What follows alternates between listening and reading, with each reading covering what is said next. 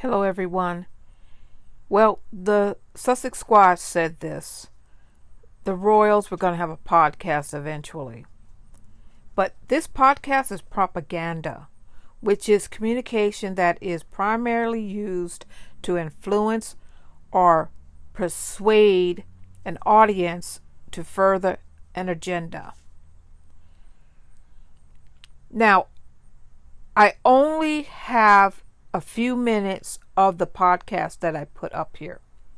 I just wanted to listen and see what was happening. The main thing this article does is it talks about how this podcast is supposedly putting the opening games of Invictus off the map. How? I have no idea. Why? It's not true. This podcast's purpose is to try to fix the problem Prince William has after not going to the World Cup game for the Lioness female soccer team. Now, when you listen, and in this clip, this is like the beginning of this podcast, she does all the talking at first.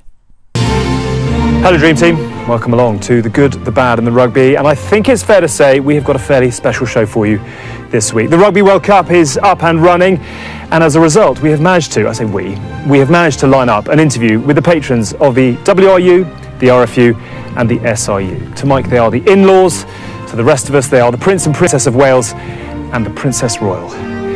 Deep breaths please. Let's try not to get this wrong. Come on. Okay, by the way, Don't mess this up. Please don't. do I get to try a crown? No, you do not get to. Can I ride in a Why carriage? would you do that? Do I get to sit in a royal bed? No. Well, why am I even here? The Prince and Princess of Wales and the Princess Royal, thank you so much for joining us on The Good, The Bad and The Rugby. It's very, very nice to see you. I hope you've summered well. I hope you're excited about all things Rugby World Cup. James and Mike are alongside. We always have to, it's a bit like Ant and Dec. We have to position ourselves as the good, the bad and the rugby, and I know how much planning has gone in. So have we got the good, the bad and the rugby, or is it the good, the bad and the rugby? Either way, you're not winning. We can I'm appoint just older. Yeah, no, but perhaps the deepest love of the sport as well. Would that be fair?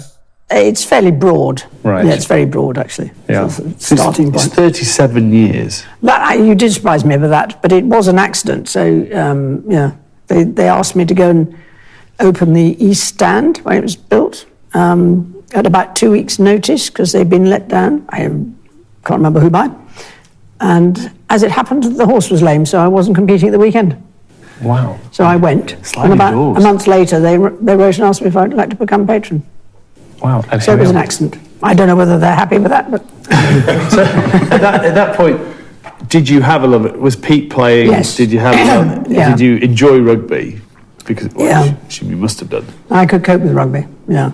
Has the game, from where you've sort of obviously watched it for 37 years, do you like the game as it was or as it is now? Or are you or just happy with it in general? No, I think it's, in some respects, I think it's changed for the worse, but there are some bits of it which are, patently the legislation has been a good idea. But it's changed partly because you've gone from amateur to professional, and that changes the attitude. But I would argue that the fitness levels are different, much less focused on stamina than they used to be, and that actually there are too many replacements, and that makes likelihood of injuries that much higher. Yeah. That's me finished. Can I go now? Very good. No, you're not getting out there. Everything in the You've first been more concise than I've ever been in this entire show. We're on 200 episodes, so... Because I know obviously so the likes of Rob Wainwright, Doddy have become late Doddy, a very close friend. What is it about to stay in a sport that at the moment it's quite hard to promote it in a positive way? Yes. We're going through it. Why have you loved it for that long? Why do you have those friendship with those players? And because that's what I always try and sell to people who've never seen the game, is the characters and what it instills in people. Why have you loved it for that long that you still want to do it? Well, And you still know more about it than I do. That's nonsense. But it's a long-term process, isn't it? I mean, with your family, it's a long-term process. And there are people, your father's generation, your generation, and the next generation. It's a long-term process. But everything that rugby gives, I think that, I mean, I'm just taking exercise and team sports in general are a huge help. But I do think rugby offers a variety of talents in one team, and you have to look out for each other. And that's a different sort of sense of responsibility within a team structure. And they're not all the same. You can have different skills.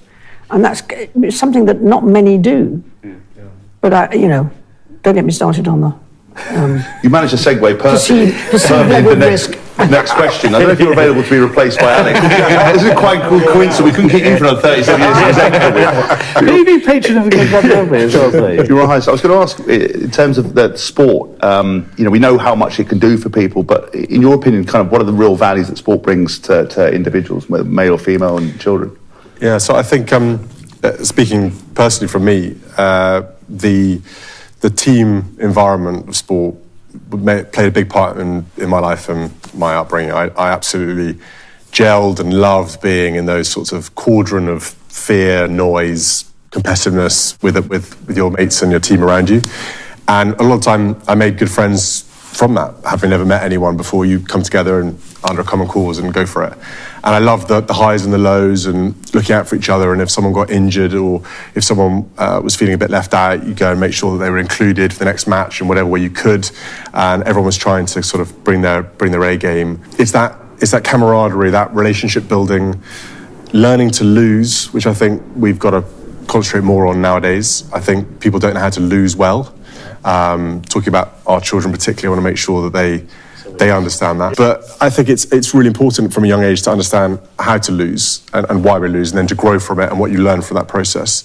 But also to win well and not boast and not be over complacent and arrogant about it. And so there's so many life lessons that I think help us all through life in friendship building, relationship building, workplace, whatever it is, that you gain from those early years playing in team sports. It's interesting because you kind of talk about with children particularly. I'm always very aware. I think people have been part of a team or part of something that's bigger than themselves, because individual sports are incredible, but I think always having that opportunity to play as a team teaches you that you can't just worry about yourself. I think that that's so important, as well as the mental health aspect as well. If you look at most conditions, doctors or people will encourage you to go and do exercise, some form of exercise to get out there. And I saw a psychologist from the age of 17, always kind of tried to look at my mental health. And one of the most important things I always found was being around sport. That always gave me a grounding. I mean, I think, would you just encourage every person to get out there and play and to perform whatever it would be?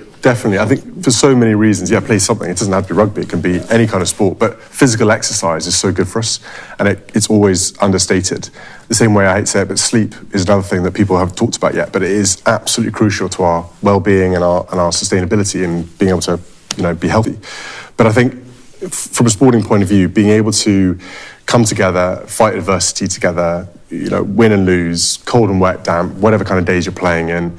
Get a few knocks, bruises. It's an important part of growing up. I don't know if I'm allowed to disagree, but the bit about the wet and windy bit, I generally, as a child, I was 100%. If I never had to play in the rain or the mud, and I could play in an indoor stadium with a roof on, I would have done that. Kids now, you see, if rugby a summer sport, you see little kids running out with their tiny little legs, little shorts, fall into a puddle. I'm like, no way. Their Under Armour skins on that are way too big, and they're like baggy trousers. I remember when I played for Minch, and I played in a team in Bristol, and it was hammering down with rain, and half of it was waterlogged. I'm at the bottom of a ruck, semi-drowning.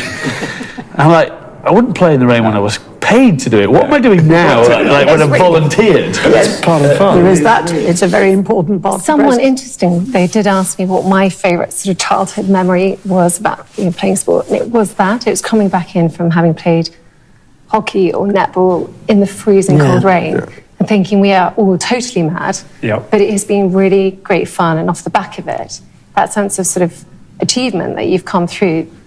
It's not adversity in its full sense, but actually it's been tough. It's applying yourself when you don't want to. But it's also the endorphins. Whenever you achieve anything, whatever it might be, you exert yourself and go through a little bit.